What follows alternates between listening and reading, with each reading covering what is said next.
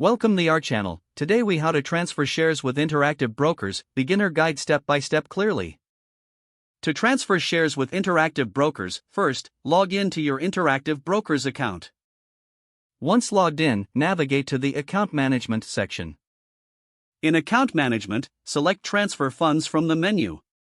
Next, click on transfer positions. You will then see options for transferring positions between accounts. Choose the option that matches your needs, such as transferring to another brokerage or within your own accounts. Fill out the necessary information about the shares you wish to transfer. Make sure to provide accurate details like the stock ticker, number of shares, and account numbers. After entering the required information, review it to ensure everything is correct. Click on the Submit button to initiate the transfer request. You may need to verify your identity through security prompts. Following the submission, you will receive a confirmation of your transfer request. Keep an eye on your email for updates about the status of your transfer.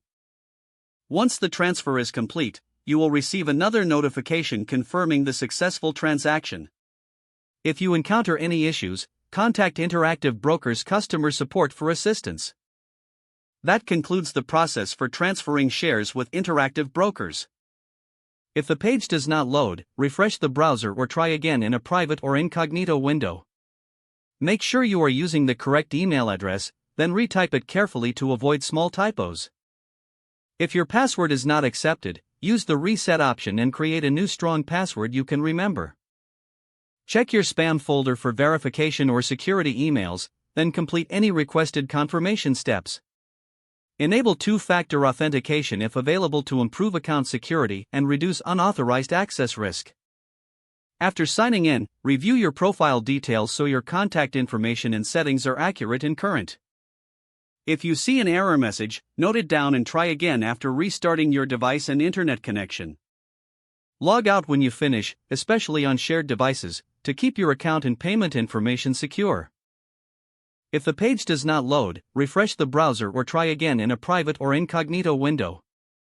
Make sure you are using the correct email address, then retype it carefully to avoid small typos. If your password is not accepted, use the reset option and create a new strong password you can remember. Check your spam folder for verification or security emails, then complete any requested confirmation steps.